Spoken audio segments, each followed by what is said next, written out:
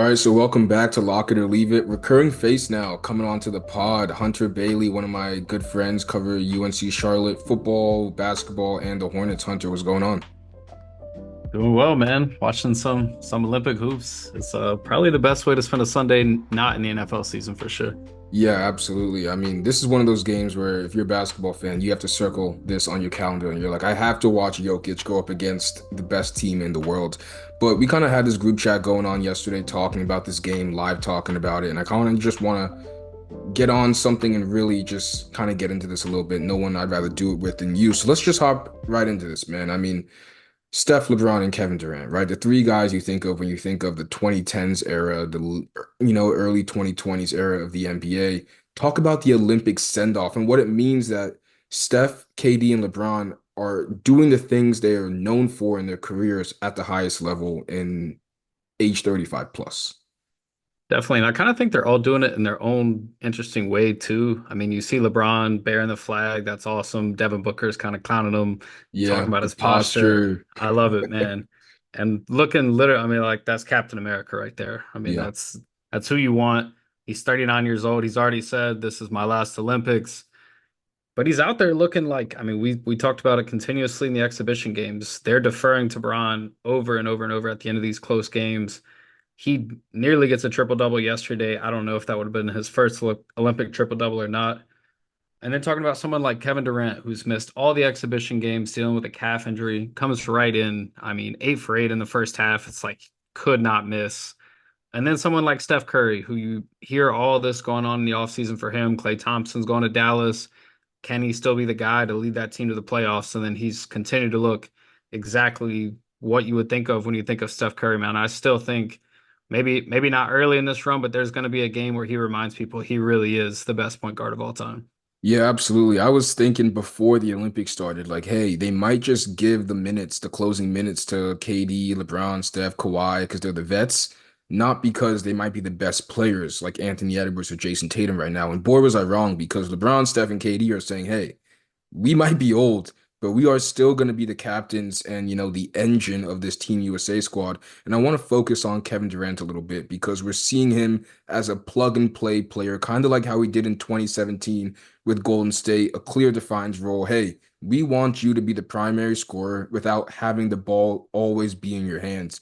Talk about KD a little more, man, because he can do all his damage in a total of what, 10 seconds holding the actual ball. He checked in, I think it's 2:33 left in the first quarter, and as soon as that happened, USA took off. I mean, you see it's just a confidence and him and Ant Edwards. I want to see KD in the starting lineup because you're right. He can literally do anything, but him and Ant in that same kind of rotation together is so fun to watch. I mean, KD comes in, hits a three first thing, next possession down, Ant hits one. You see them embrace. That's like obviously KD being Ant's favorite player is a ton of fun to watch, but he's not just doing it on offense, man. We're still talking about a 6'11" dude that can protect the Yeah, rim. And with these yeah. FIBA rules, he's really changing some of the shot selection from the opponents. And when you got that at the three, rotate between the 3 and 4, we're talking about AD, Embiid, and Bam in those back lines. That's a tough team to score on, I think it's really interesting too how this shows the difference between a starting five and a closing lineup, right? A for starting sure. five with Embiid and whatever, but they're closing with Anthony Davis, and a starting five with Devin Booker or whoever, they're closing with Kevin Durant. I see this so many times, man, since he's been playing since like what, like 2007, 2008. If you see Kevin Durant do a between the legs skip into his left hand, you know the hezzy pull-up is coming. And it's like the LeBron, like La FU3, where he Yeah. looks at the ball, you know it's coming, you know it's coming. I think that move's got to go up there with Dirk, man, because at that height, with that shot being that fluid, oh my God. What did Lou Will say? Man, we tried. It's I Kevin promise Durant. you, It's we tried. he tried, right? And that gets me into the next thing I want to talk about with, are we seeing NBA players on Team USA getting to experience how Jayson Tatum feels on the Boston Celtics? And I don't mean the whole 0 minutes part.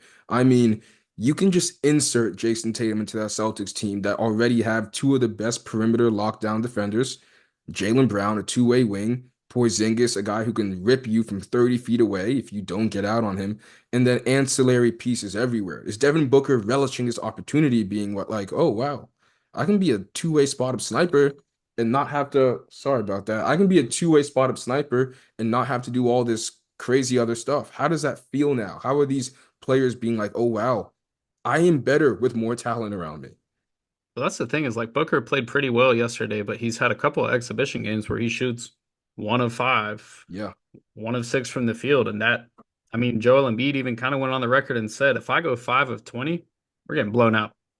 And that's something that Tatum could do on the regular with that team and Drew Holiday. And it is wild. I know you mentioned the no minutes thing, but leaving off the Finals MVP from the roster, having Tatum, who was right there in the runnings for that Finals MVP, not playing in Game 1, and then seeing Derek White out here playing both sides of the ball and Drew Holiday being the best, I guess, two-way defender in the league. It's so interesting to watch, but for sure, Booker is out here. I mean, he played, I thought yesterday might have been his best defensive game of the Olympics so far. He played great on that end of the floor, and you're right, man. He can, whether he's handling the ball or stepping off to the corner, Steph Curry has that kind of gravity. You obviously are going to get these open shots on a team with such talent. And that's the thing. Devin Booker can expend more energy on defense on Team USA because on the Phoenix Suns, he's got to be their primary playmaker as well, right? So when you strip off having to put so many responsibilities on a player, oh my gosh, we're seeing these guys play at the highest level. And I want to talk about Joel Embiid, right? Because you just mentioned him. And, people have their jokes. I have my jokes at times. I won't say that I don't, but at the same time, I think this is a real conversation where I think the best players in the world, like we're seeing with Shai Gilgeous-Alexander, even Franz Wagner, these guys, their games are able to adapt between different styles of basketball, different leagues of basketball. We're seeing Shai go crazy, FIBA or NBA. He's getting to his spots, he's rising up. Embiid, so far, what are your thoughts on it? Because if you're the MVP of the league, you can't be fouling out and getting benched for Anthony Davis. That's a real thing that's happening right now. Yeah, I mean the 10-2 run yesterday to start that game, and Embiid misses 2 free throws immediately, sluggish on defense. The ball is stopping when it gets to him. That's not Steve Kerr's offense if you think about any Perfectly point of said. his tenure with the Warriors. Yeah. So I think Embiid obviously adapting to the rules. I mean, he can camp the lane with the 3-second rule. He's 7 foot tall, one of the best shot blockers in the league. You would think that defensive presence would be there.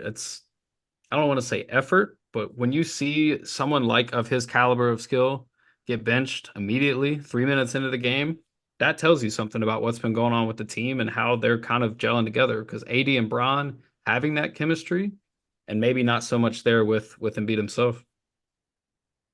When I think of 7 footers who are great defensive players, you think the FIBA Olympic style would favor their game, right? You Yeah. think of Rudy Gobert as good of a player as he is in the NBA. Rudy Gobert is a monster in Olympic play over the years in his career because there's no 3 second, like you said. I can just be that safety valve. And if you want to get to the basket, you got to come through me first. And now also a 7'5" Victor Wembanyama. Let's stay on centers though, because Embiid didn't have the greatest showing, but Nikola Jokic, if anything, Ooh. showed he is still the number one player in the world going up against a team like that and keeping them in that game when he was on the court. Everything he does is so fluid, man. Like, it's backdoor passes, and personally, I haven't watched a ton of Serbian hoops. Obviously, Bogdanovic, we covered. Why am I blanking on his name? Micic for the Hornets this past year. You Boston. know a couple names, but it's like he's getting these backdoor cuts. The chemistry is so clearly there, and he talk about gravity with Steph Curry. He's got that type of gravity as a 7 foot big man, man. You can't sag off him on the perimeter. It's what do you do? I mean, I joke about this all the time, but Tristan Thompson's on TV talking about how he's guarding Yeah, Nikola Jokic, and yeah. here's how I would do it. There's no way to do it, man. You just gotta hope and pray. We talk about KD. We tried. That's the thing with Jokic, man, is he's gonna get his. It's just a superior talent team as the US being able to have those bodies when he goes to the bench. The craziest stat I saw is I think he was +9 in his minutes. I'm pretty sure that all 26 of the points that they lost by were when he was off the court. So never mind. I think he was +0, which is just insane. You know who Serbia plays like? The Nuggets. Yeah, I mean, Jokic they isn't play. like When you talk about like Tristan Thompson playing defense on Jokic, it's like you're not just playing defense on Jokic, you're playing defense on a system. The Yeah. way Jokic plays is a system. And of course, we're not getting the short roll alley-oops with Aaron Gordon and Nikola Jokic, or we're not getting the two-man where Jokic is like the ball handler and Jamal Murray's, being the screener. Of course, we're not seeing those things, but you're seeing the fluidity and the post up, swing, swing, come back, post up again, backdoor cut, and one.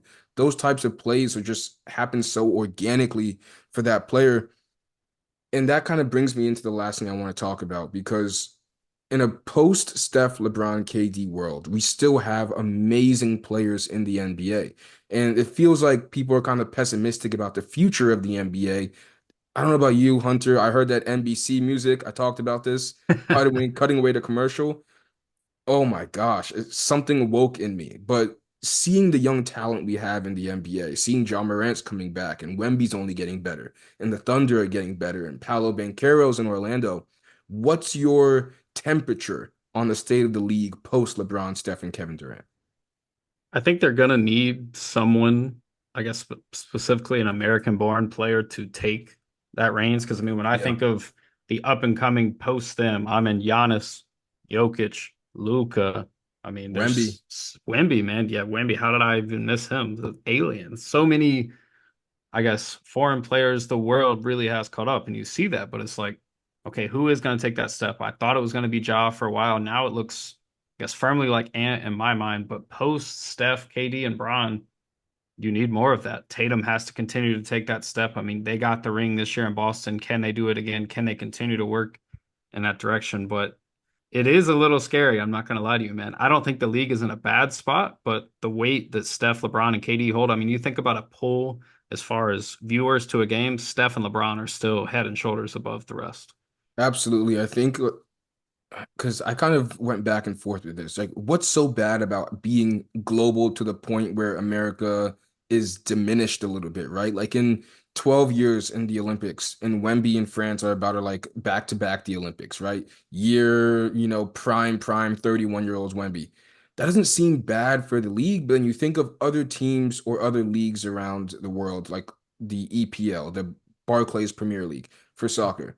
They have a lot of people who are international, people from Spain, people from Germany, people from France. But who are their biggest stars in Barclays? It's still Saka, right? It's still Foden. It was still Harry Kane when he was on that team because having that domestic talent is always so important. So, can Anthony Edwards be that domestic talent for the NBA going forward?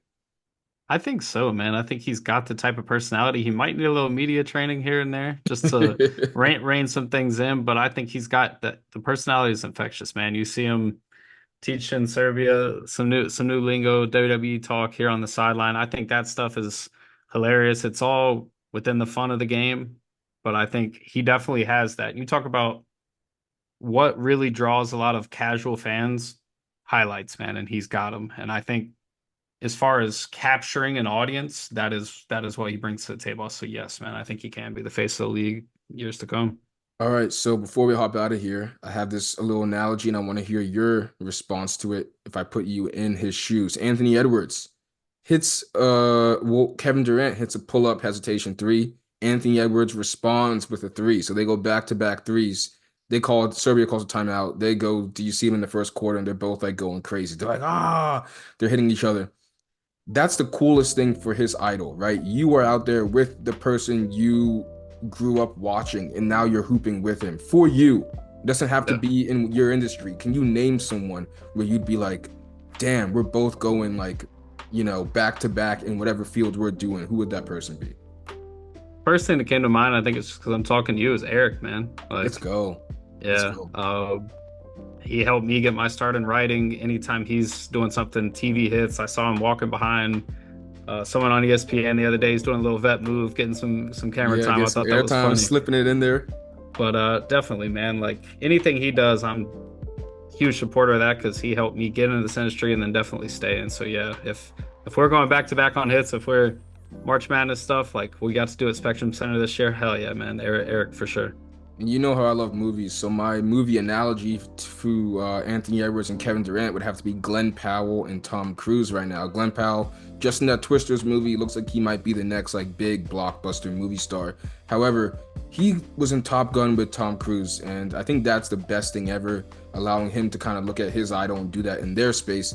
But mine would have to be Tom Cruise as well, man. I want to jump out of a plane and climb the Burj Khalifa and just do some stupid stuff that could have been done with CGI, but I did it Yep. for the love of the game. We went in very different directions there, but yeah, all for the love of the game, man. Yeah, but all for the love of the game. All right, guys, thank you for listening to this. USA plays Wednesday. If we're able to do another one, we will. But I got to sign off because USA women's basketball is playing right now against Japan. So we'll see y'all later. Peace.